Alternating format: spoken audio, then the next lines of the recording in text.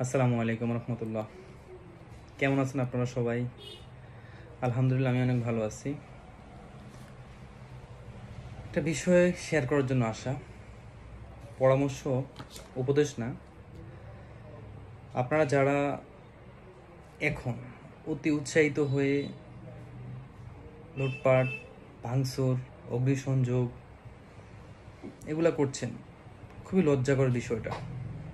বহির্বিশ্বের কাছে আমাদের দেশের জন্য, দেশের ভাবমূর্তি নষ্টের জন্য এই জিনিসগুলো যথেষ্ট। ওনারা এখন আমাদেরকে নিয়ে উপহাস করবে, আমরা যারা এই কাজগুলো করতেছি।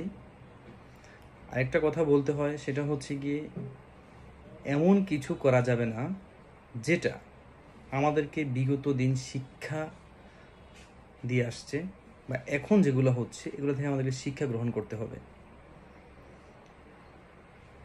বঙ্গবন্ধুর কন্যা শেখ হাসিনা, উনি দেশের তিনবারের প্রধানমন্ত্রী ছিল।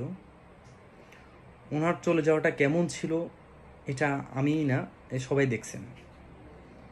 তো আসলে ওনার কথাটা কেন আনছি, আজকে উনি দেশের এই পরিস্থিতিতে বা ওনার সমর্থক নেতা কর্মীদেরকে এই সিচুয়েশনে রেখে চলে গেছেন।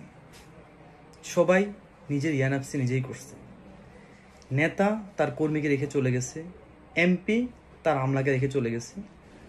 তো এখন আপনারা যারা আপনাদের বড় ভাইদের জন্য, আপনাদের নেত্রীর জন্য, নেতার জন্য পাশের ভাইকে হামলা করতেছেন, বাড়িতে হামলা করতেছেন, রাগ সবারই আছে।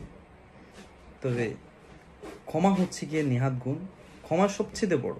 ক্ষমাশীল ব্যক্তিকে আল্লাহ তাআলা পছন্দ করেন। আমি এটাই বলতে চাচ্ছিলাম যে আগামীতে ঠিক আপনারা তো এই সিচুয়েশনে পড়তে হতে পারে, পড়া লাগতে পারে।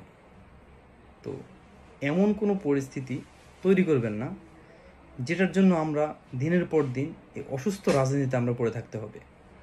আমরা একটা সুস্থ সমাজ চাই, আমরা একটা সুস্থ বাংলাদেশ চাই, আমরা একটা সুন্দর বাংলাদেশ চাই। এই দেশ আমি, আপনার, আমাদের সবার।